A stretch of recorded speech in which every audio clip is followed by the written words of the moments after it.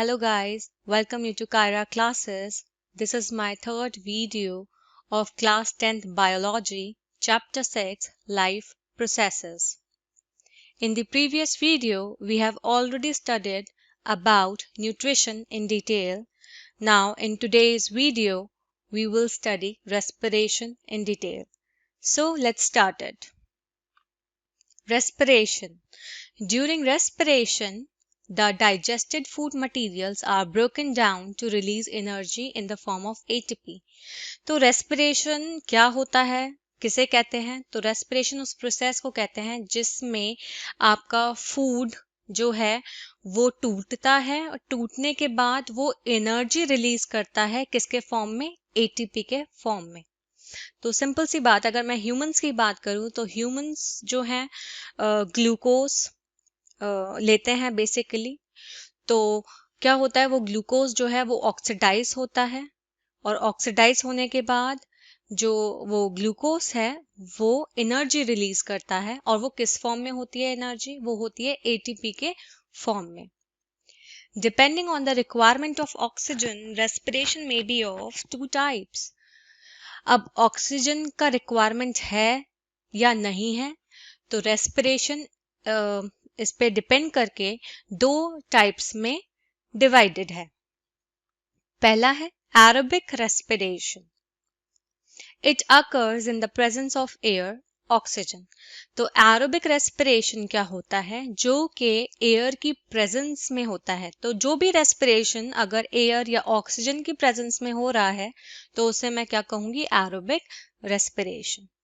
Second है anaerobic respiration. It occurs in the absence of air, oxygen. अगर respiration air की गैर हाजिरी में या गैर मौजूदगी में हो रहा है या ऑक्सीजन नहीं है तब रेस्पिरेशन हो रहा है, तो उसे मैं उस रेस्पिरेशन को क्या कहूंगी? Anaerobic respiration. अब थोड़ा डिटेल में देख लेते हैं एरोबिक रेस्पिरेशन को। तो it takes place in presence of oxygen. जैसे कि पहली स्लाइड में मैंने आपको बताया था कि अगर ऑक्सीजन प्रेजेंट है इसका क्या मतलब है? एरोबिक रेस्पिरेशन है। Second, and products carbon dioxide and water. अब एरोबिक रेस्पिरेशन में क्या होता है?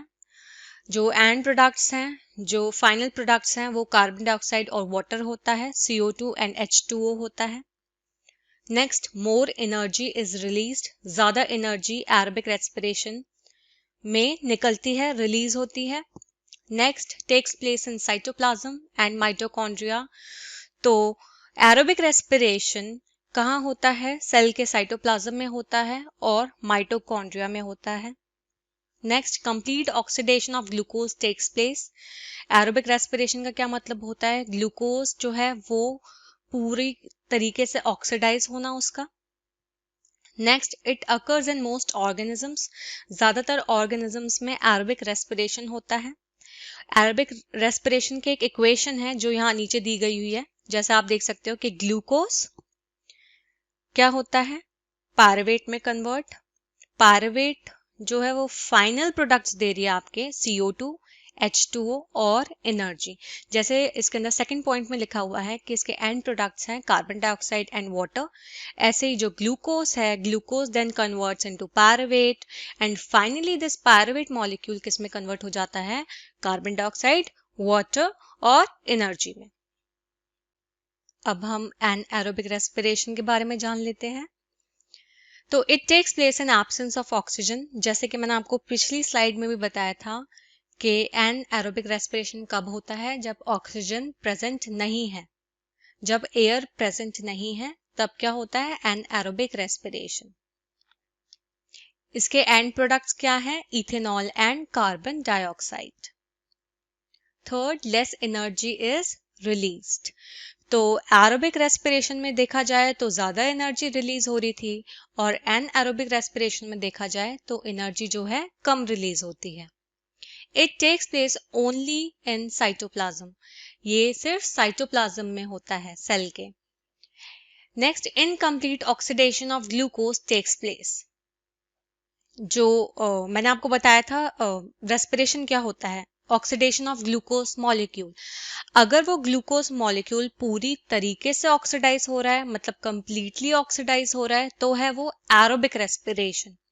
अगर वो पूरे तरीके से ऑक्सीडाइज नहीं हो रहा है, उसका ऑक्सीडेशन इनकम्प्लीट है, ग्लूकोज का ऑक्सीडेशन अगर इनकम्प्लीट है, तो वो किस रेस्पिरेशन में आता है? वो एनएरोबिक रेस्पिरेशन में आता है।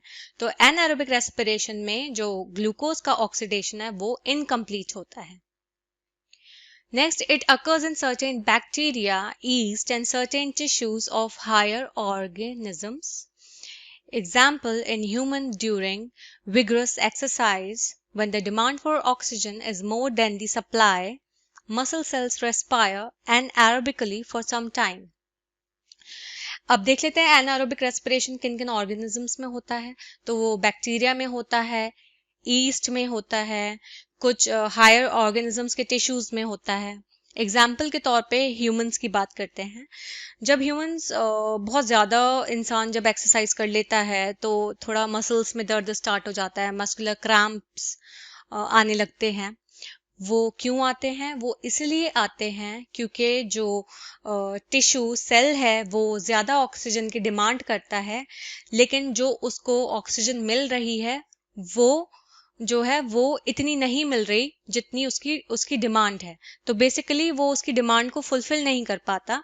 तो जो ऑक्सीजन बॉडी को चाहिए, सेल या टिश्यू को चाहिए, तो उतनी ऑक्सीजन जो है वो पहुंच नहीं पा रही। इसकी वजह से मसल सेल्स जो है वो एनएरोबिक रेस्पिरेशन भी कुछ टाइम के लिए करते हैं। अब एनएरोबिक रेस्पिरेशन की इक्वेशन देख लेते हैं। तो एग्जाम्पल के तौर पे ईस्ट लिया हुआ है यहाँ पे। तो क्या होता है? ग्लूकोज, वही जो आपका फूड मॉलिक्यूल है, वो कन्वर्ट हुआ पायरुवेट में। पायरुवेट फर्दर कन्वर्ट हो रहा है इथेनॉल में, C2H5OH में, ठीक है, CO2 में, और एनर्जी दे रहा है। मसल सेल्स जब ऑक्सीजन कम है, लैक ऑफ ऑक्सीजन है, तो ग्लूकोज जो है वो पायरुवेट में चेंज हुआ। पायरुवेट जो है वो लैक्टिक एसिड में चेंज हो रहा है और एनर्जी बना रहा है। तो जब मस्कुलर क्रैम्प्स हो रहे हैं, जब मसल सेल्स की मैं बात करूं, तो ये वाला इक्वेशन जो है वो परफॉर्म होती है। मतलब ग्लूकोज जो है वो पायरुवेट में चेंज होता है और पायरुवेट क्या बनाता है? लैक्टिक एसिड और एनर्जी।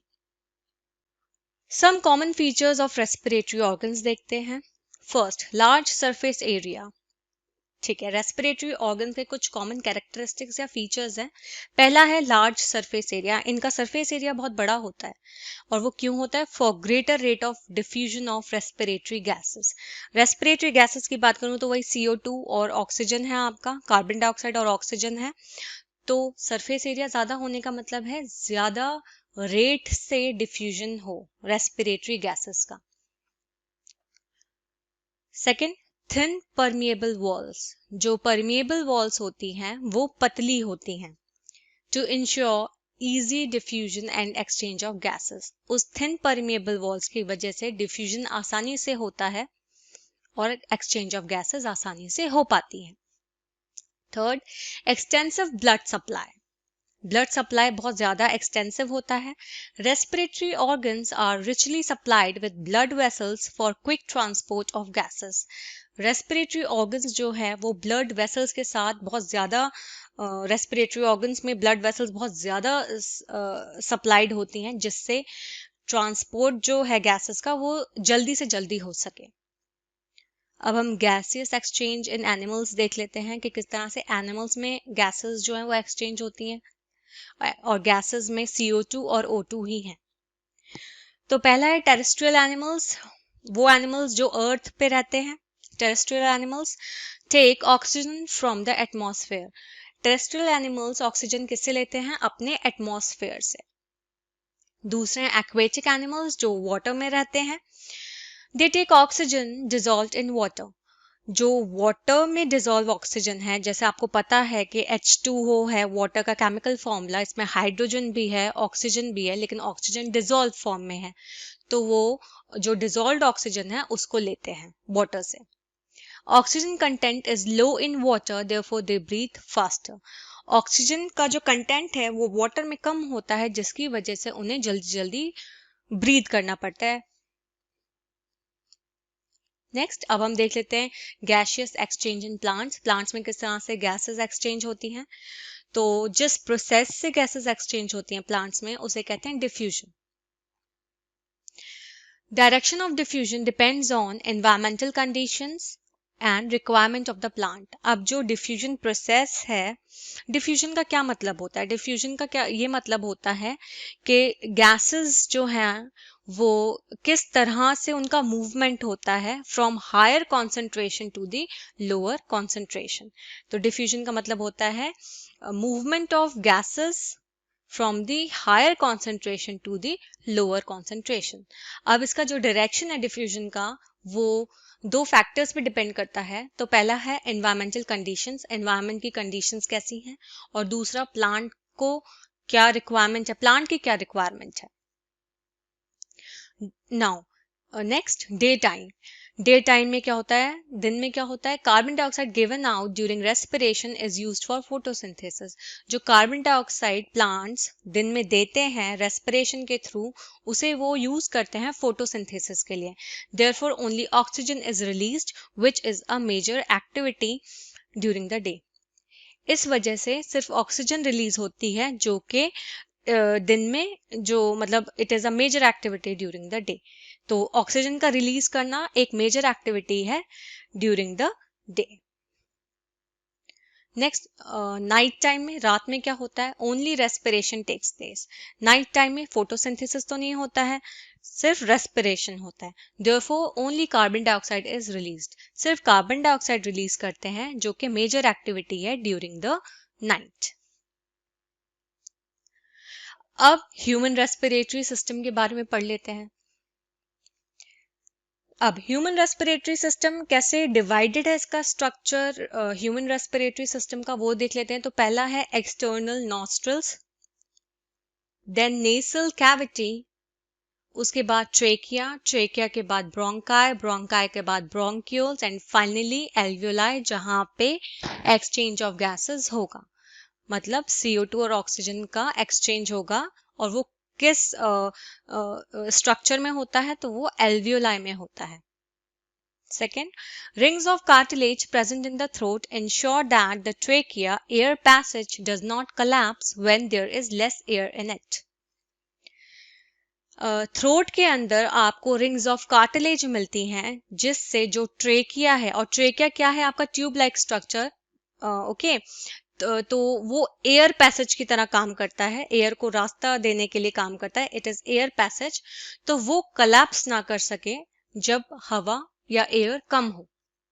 तो बेसिकली थ्रोट में जो है वो रिंग्स ऑफ कार्टिलेज प्रेजेंट है जिससे जो ट्रेकिया है वो कोलैप्स ना कर पाए अगर हवा या एयर कम भी है उसमें। नेक्स्ट है lungs, present in the thoracic cavity. Lungs कहाँ प्रेजेंट होता है, थोरैसिक कैविटी में प्रेजेंट होता है। They are spongy elastic bags consisting of bronchi, bronchioles and alveoli. तो लंग्स में आपको क्या क्या मिलेगा, ब्रोंकाई मिलेगा, ब्रोंक्यूल्स मिलेगा और एल्वियोलाई मिलेगा। अब आप स्ट्रक्चर देख सकते हो यहाँ पे ह्यूमन रेस्पिरेटरी सिस्टम का। तो जैसे नोज है, नोज में नेसल कैविटी देख रहे हो आप, नेसल कॉन्के, नेसल वेस्टिब्यूल। तो इतना डिटेल में नहीं जाना है, बस यहाँ देखिए नोज देख लीजिए आप, फेरिंग्स देख लीजिए, लैरिंग्स है, ओके। देन ट्रेकिया देखिए, ये ट्रेकिया जो है ये ट्यूब लाइक स्ट्रक्चर दिख रहा है आपको नेक मतलब थ्रोट में, ओके। और ये ट्रेकिया के अंदर क्या होते हैं, रिंग्स ऑफ कार्टिलेज होते हैं।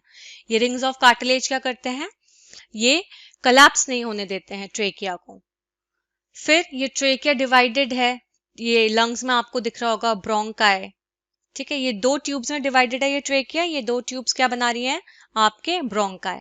और ब्रोंकाई फर्दर डिवाइडेड है, छोटी छोटी ब्रांचेस दिख रही है, इसी को क्या कहते हैं हम, ब्रोंक्यूल्स।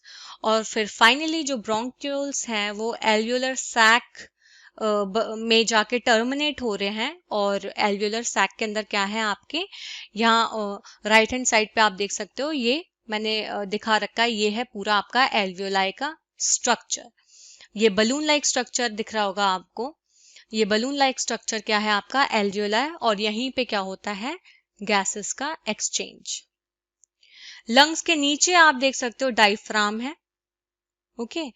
और जो मेजर एक्टिविटी अगर मैं बात करूं तो वो लंग्स के अंदर होती है, क्योंकि लंग्स में ही क्या है आपका एल्वियोलाई, और फाइनल जो साइट है एक्सचेंज ऑफ गैसेस की, वो यही है। तो अगर क्वेश्चन आ सकता है कि मतलब गैसेस जो है वो एक्सचेंज होती हैं लेकिन किस साइट पे होती हैं, उस जगह का नाम बताना है, तो वो क्या है आपका alveoli. Now respiration occurs in 2 phases। Respiration 2 phases में होता है। फर्स्ट है external, okay, breathing which is a mechanical process, और सेकंड इंटरनल सेलुलर रेस्पिरेशन। तो रेस्पिरेशन 2 phases में होता है, एक होता है एक्सटर्नल और दूसरा होता है इंटरनल। एक्सटर्नल में सिंपल है ब्रीदिंग, सांस लेना, जो एक मैकेनिकल प्रोसेस है, और सेकंड है इंटरनल, जो कि इंटरनल मतलब ऑब्वियसली बॉडी के अंदर की बात कर रहे हैं, तो सेल की बात कर रहे हैं, तो cellular respiration. Mechanism of breathing, it includes inhalation and exhalation. अब हम ब्रीदिंग का मैकेनिज्म देख लेते हैं। तो दो आपको तो पता है, एक होता है सांस लेना और एक होता है सांस छोड़ना। तो इनहेलेशन आप ऑक्सीजन ले रहे हो, अंदर ले रहे हो, एक्सहेलेशन आप कार्बन डाइऑक्साइड बाहर निकाल रहे हो। Exchange of gases, unicellular organisms bye diffusion. Single celled organisms किस तरह से गैसेस एक्सचेंज करते हैं, वो with the help of diffusion अपनी गैसेस एक्सचेंज करते हैं। एनिमल्स किस तरह से गैसेस एक्सचेंज करते हैं, तो first as the body size is large, diffusion alone is not enough. Animals की बॉडी का साइज काफी बड़ा होता है, इसकी वजह से डिफ्यूजन अकेले रेस्पिरेशन कर पाए ये काफी नहीं है। Second, respiratory pigments also required. तो एनिमल को रेस्पायर करने के लिए एनिमल के रेस्पिरेशन को होने के लिए रेस्पिरेटरी पिगमेंट्स की जरूरत पड़ती है। थर्ड है respiratory pigment in human beings is haemoglobin which is present in red blood corpuscles, या सिंपल मैं कह सकती हूँ इसे आरबीसीज। तो अगर ह्यूमन बींग्स की बात करूं कि ह्यूमन बींग्स में जो रेस्पिरेटरी पिगमेंट है वो क्या है आपका हीमोग्लोबिन, और ये हीमोग्लोबिन किसमें प्रेजेंट होता है, आरबीसीज में। It has very high affinity for oxygen. तो हीमोग्लोबिन की बहुत ज्यादा एफिनिटी जो होती है ऑक्सीजन के लिए वो बहुत हाई होती है, मतलब बाइंडिंग ऑफ ऑक्सीजन, मतलब ऑक्सीजन के साथ बाइंड करने की क्षमता बहुत ज्यादा होती है हीमोग्लोबिन की। Carbon dioxide is more soluble in water than oxygen, so it gets dissolved in blood and is thus transported. Carbon dioxide जो है वो ज्यादा soluble होता है वाटर में एज कंपेयर टू ऑक्सीजन। तो कार्बन डाइऑक्साइड जो है वो ब्लड में डिसॉल्व हो जाता है और फिर ट्रांसपोर्ट होता है। और फिर आपका नेक्स्ट है ट्रांसपोर्टेशन। तो आज की वीडियो में हमने रेस्पिरेशन पूरा पढ़ लिया है, ठीक है। नेक्स्ट वीडियो में हम पढ़ेंगे ट्रांसपोर्टेशन डिटेल में। अगर आपको वीडियो में कोई भी डाउट है, कोई भी सजेशन है, तो प्लीज मुझे कमेंट बॉक्स में जरूर बताइए। आई होप आपको वीडियो समझ में आई हो। Thank you for watching and please subscribe my channel for more videos.